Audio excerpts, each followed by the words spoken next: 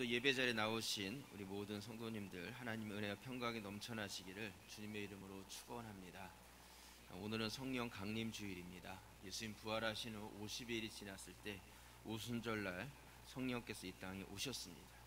처음에는 예루살렘에 열심히 기도하는 자들 가운데 오셨고, 예루살렘으로부터 시작된 그 복음이 전 세계로 전파되면서 교회들이 세워지기 시작했습니다. 그렇기 때문에 성령 강림주일은 교회의 시작의 날이다, 이렇게도 말을 합니다. 성령에 충만한 베드로가 복음을 전했을 때 수천 명의 사람들이 돌아오고, 성령에 충만한 바울이 복음을 전했을 때 각 지역마다 교회들이 세워졌습니다. 오늘 성령 강림주일을 통해서 여러분들이 교회에 대해서 또 성령 충만에 대해서 다시 한번 재인식할 수 있는 그런 기회의 시간이 되실 수 있기를 바랍니다. 사도행전 1장 5절 말씀에 보시면요, 우리 말씀을 함께 읽겠습니다. 요한은 물로 세례를 베풀었으나 너희가 몇 날이 못되어 성령으로 세례를 받으리라 하셨느니라. 아멘. 우리 예수님께서는 요한은 무엇으로요? 물로 세례를 베풀었지만 너희가 얼마 지나지 않아서 내가 승천한 이후에 너희가 성령을 받게 될 것이다, 그렇게 약속해 주셨습니다. 약속대로 성령께서는 오셨고 우리 각 사람 가운데 계십니다. 여러분들 각 심령 가운데 성령께서 늘 동행하고 계시다는 것을 믿으시고 오늘 성찬식이 행해지게 되는데 이 성령의 충만한, 그리고 또한 성령에 대한 확신을 갖는 그런 성찬의 시간이 되실 수 있기를 부탁을 드립니다. 오늘 말씀의 제목은 오늘의 신앙을 갖자라는 제목입니다. 여러분들은 과거, 현재, 미래 중에 어떤 것을 가장 중요하게 여기십니까? 여러분, 저는 이 오늘, 이 현재가 가장 중요하다는 생각을 갖습니다. 왜냐하면 오늘의 신앙을 바르게 잘 간직하고 갈 때 지나온 모든 과거가 수많은 오늘들이 모여서 후회 없는 과거를 만들어낼 것이고, 또한 오늘의 신앙을 우리가 잘 지켜갈 때 앞으로 맞이하게 될 미래의 모든 시간들이 우리는 소망이 생기고 또한 발전 있는 그러한 삶을 살게 될 것입니다. 오늘 본문 말씀에 보시면 오늘이란 단어가 3번 등장을 합니다. 오늘 여러분들과 이 오늘이라는 단어를 좀 나누면서 우리가 가져야 될 오늘의 신앙이 어떤 것인지를 같이 한번 이렇게 은혜를 나눠보려고 합니다. 먼저 첫 번째, 오늘은 7절 말씀에 나오는데요, 오늘 히브리서 3장 7절에 보시면 그러므로 성령이 이르신 바와 같이 오늘 너희가 그 음성을 듣거든, 8절 말씀 함께 읽겠습니다. 광야에서 시험하던 날에 거역하던 것 같이 너희 마음을 완고하게 하지 말라. 아멘. 성령이 이르시되 그의 음성을 오늘 너희가 듣거든, 이렇게 말씀하고 있습니다. 쉽게 말해서 성령께서 너희에게 말씀하신다는 것이죠. 우리 성령님은요, 침묵하시는 분이 아니라 말씀하시는 분이십니다. 오늘 성령 강림 주일인데 성령님께서 과거에 이 땅 가운데 오셨어로 끝난 것이 아니라 그 성령님께서는 지금도 우리 각 심령 가운데 말씀하고 계시는 분이라는 것을 여러분들이 믿으시기를 바랍니다. 사실 오늘 히브리서 3장이 7절에서 11절까지 말씀은 시편 95편 7절에서 11절까지 말씀에 대한 인용입니다. 그래서 성경책에 보면 이게 인용 구절로 이렇게 표현이 되어져 있습니다. 만약 그렇다면 이 히브리서 기자가 이 말씀을 기록할 때 시편 말씀을 인용한다면, 아니면 시편에 말하기를 하면서 이 말씀을 이렇게 기록했어야지 맞습니다. 근데 오늘 성경에서 뭐라고 말씀하고 있냐면 성령께서 말씀하셨다는 것이죠. 구약이나 시편이나 어떤 시편 기자의 말이 아니라 이 말씀은 성령의 말씀이라고 기록하고 있는 것입니다. 그렇기 때문에 이것은 시간과 또한 세대가 수천 년이 지나고 또한 여러 세대가 지냈다 할지라도 이런 모든 세대를 초월해서 말씀하고 계시는 성령님의 말씀으로 이 말씀을 받을 것을 우리에게 이야기하고 있는 것입니다. 하나님의 말씀은 그 시대에 그 사람들에게만 국한되어지는 말씀이 아니라 지금도 우리는 성령의 시대를 살아가면서 그때 성령께서 하나님의 말씀을 그 저자를 통해서 기록하게 하셨지만 그 말씀은 그때 사람들만이 아니라 모든 세대를 흘러가고 앞으로도 지나갈 모든 세대에 시대마다 생명력 있게 전해질 하나님의 말씀인 것을 우리에게 알려주고 있는 것입니다. 그래서 시편이나 구약의 말씀이 아니라 성령의 말씀이라고 기록하고 있습니다. 여러분, 올해 들어서 저희 교회는 매일매일 말씀을 묵상하자는 이 내용을 계속해서 강조하고 있습니다. 그래서 내가 묵상하는 이 말씀을 나만이 아니라 우리 다음 세대, 우리가 3대는 좀 책임지고 그렇게 말씀을 전하는 자가 되자, 이런 이야기를 드립니다. 여러분, 어떻게 하면 우리가 하나님 말씀 묵상하는 이 모습을 우리 자녀들이 본받을 수 있겠습니까? 우리 교사분들 어떻게 하면 될 것 같으세요? 다른 어떤 것이 아니라 내가 해야 되는 거예요. 내가 하지 않는데 어떻게 전수가 일어날 수 있겠습니까? 내가 하고 내가 하는 모습을 자녀들에게 보여주어야 됩니다. 말이 아니라 행동으로, 말이 아니라 삶으로 우리는 가르칠 수 있는 자가 되어야 합니다. 여러분, 나중에 후회하지 마시고 지금부터라도 말씀을 늘 묵상하는 그러한 삶이 여러분 가운데 먼저 체질화되실 수 있기를 바랍니다. 하나님의 말씀은요, 모든 세대를 초월합니다. 그래서 내가 묵상되는 이 말씀이 그냥 나의 세대로 끝난 것이 아니라 다음 세대에게는 또 그 안에서 그에게 적합한 말씀으로 하나님께서 역사하게 해주신다는 것입니다. 매일의 오늘, 매일의 오늘, 그 맞는 말인가요?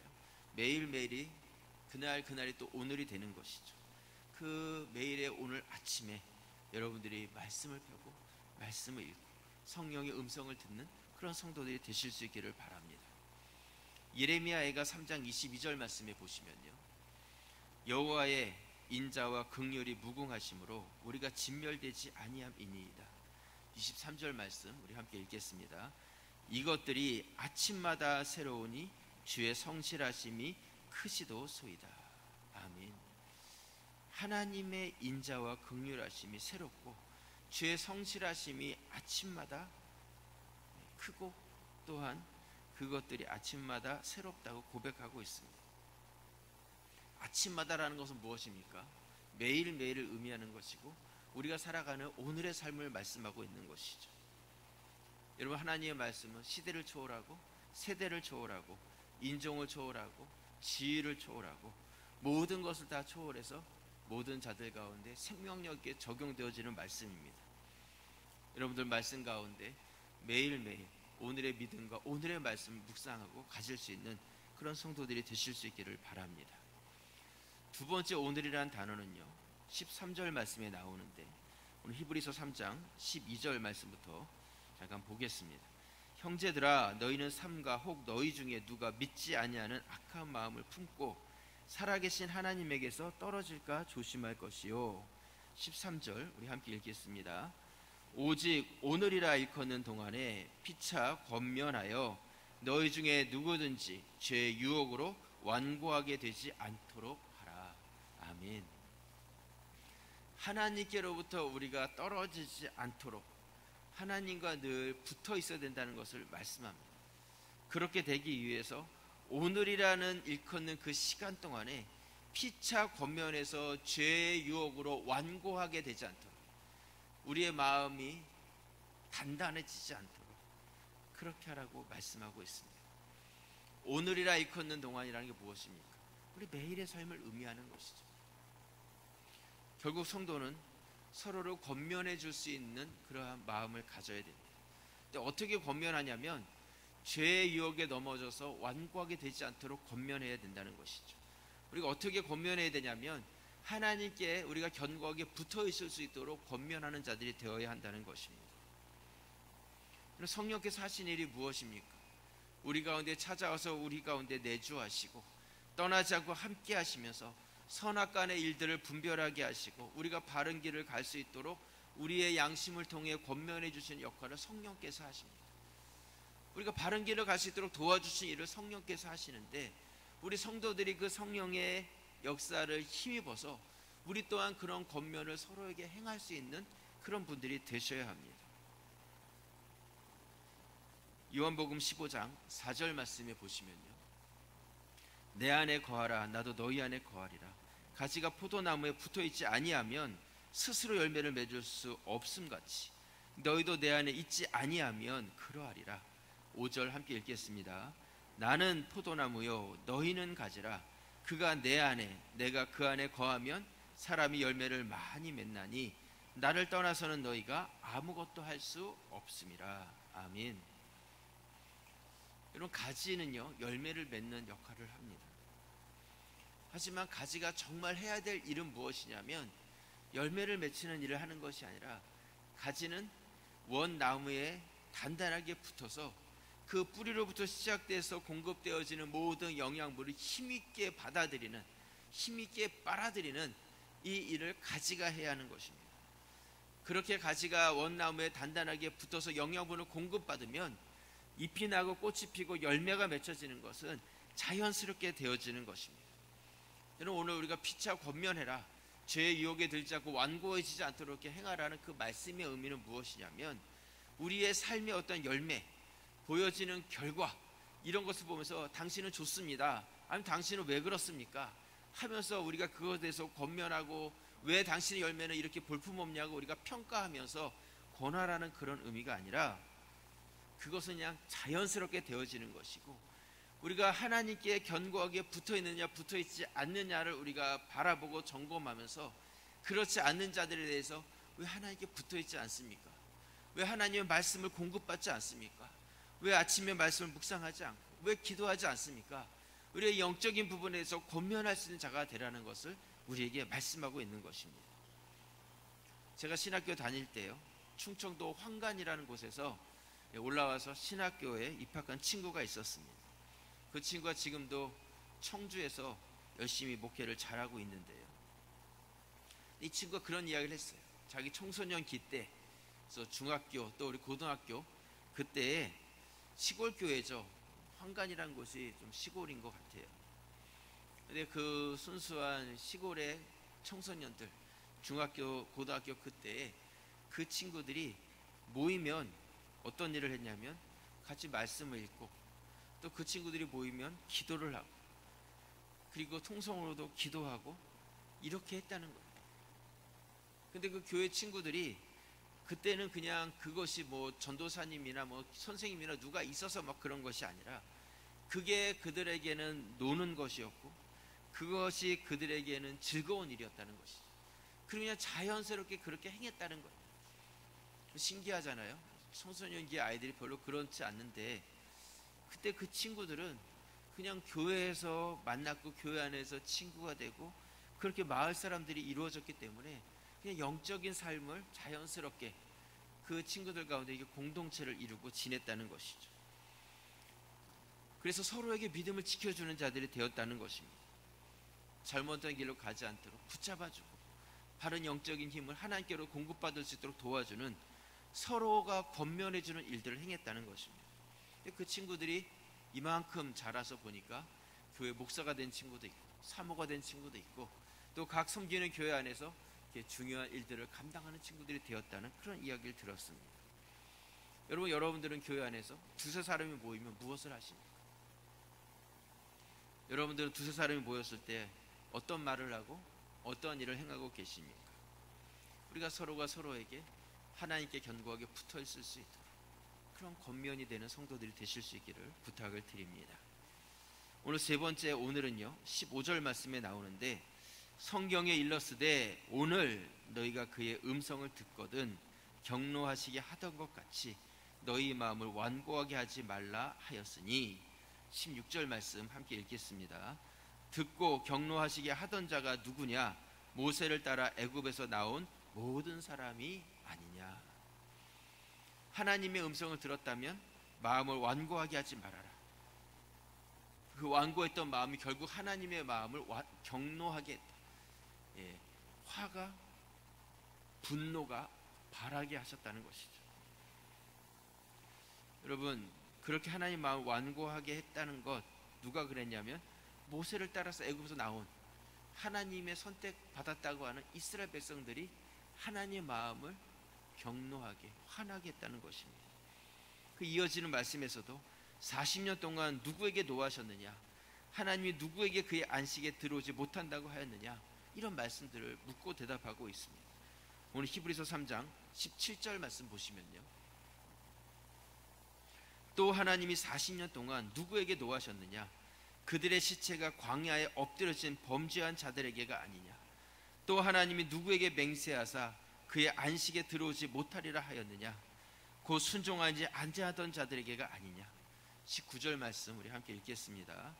이로 보건대 그들이 믿지 아니함으로 능히 들어가지 못한 것이라. 아멘. 여러분, 이스라엘 백성들은 모세를 따라 광야로 나왔습니다. 근데 그들 마음속에 하나님에 대한 확실한 믿음이 없었어요. 오늘 19절에서 그들이 믿지 아니함으로 능히 들어가지 못했다, 이렇게 말씀하고 있습니다. 사람은 믿는 만큼 말하고 믿는 만큼 행하게 되어 있습니다. 여러분들의 믿음은 어느 정도이십니까?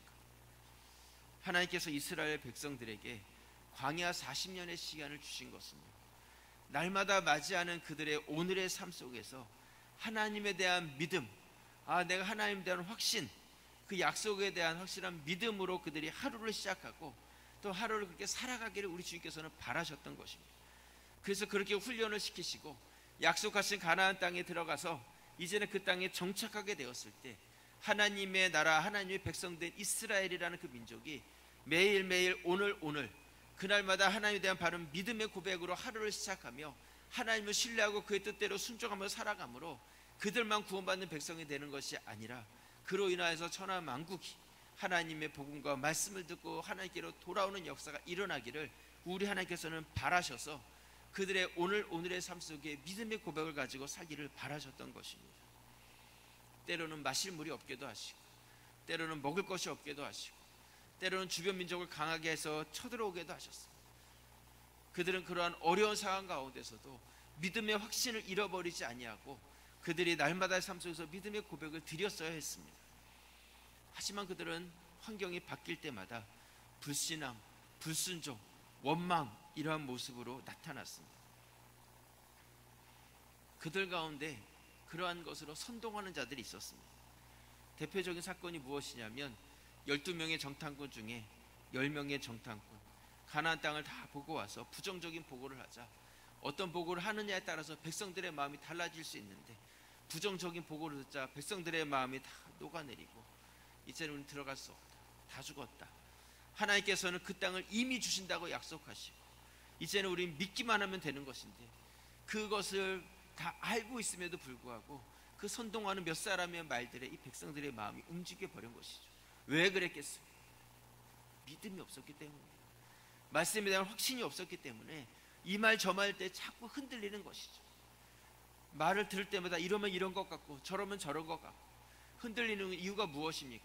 여러분들 안에 믿음이 없기 때문에, 확신이 없기 때문에 흔들려 버리는 것이죠. 여러분, 매일 맞이하는 오늘이 믿음으로 시작하는 그러한 오늘이 되실 수 있기를 바랍니다. 일주일이 또 시작되었고 여러분들은 또 일주일 동안 7번의 오늘을 맞이하게 될 것입니다. 매일매일의 오늘이 믿음으로 채워가는 오늘들이 되실 수 있기를 주님의 이름으로 축원합니다.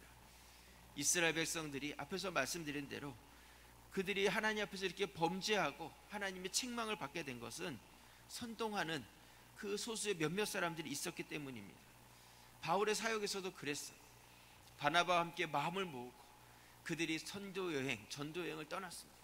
그래서 비시디아 안디옥이라는 곳에 가서 복음을 전하는데 유대인 회당에서 안식일에 모인 자들에게 복음을 전하니까 사람들이 막 변화되기 시작했습니다. 그러면서 이 사람들이 뭐라고 이야기하냐면 다음 안식일에도 와주십시오, 다음 안식일에도 와서 말씀을 좀 전해주십시오. 일주일이 지났습니다. 바울과 바나바가 그 유대인 회당에 왔는데 와서 보니까 수많은 마을 사람들이 다 모여 있는 거예요. 말씀에 대해서 그 말씀을 듣고 싶어서. 그런데 그 중에 몇몇 유대인들이 이 모인 사람들을 보고 마음에 시기가 났습니다. 그리고 바울과 바나바에 대해서 비방을 하기 시작합니다. 사도행전 13장 44절 말씀, 그 다음 안식일에는 온 시민이 거의 다 하나님의 말씀을 듣고자 모이니, 45절 말씀 우리 함께 읽겠습니다. 유대인들이 그 무리를 보고 시기가 가득하여 바울이 말한 것을 반박하고 비방하거늘. 기대하는 마음으로 그들이 다 모였는데 방해하는 자들이 일어났습니다. 결국 어떻게 됐습니까? 복음을 전하지 못했어요.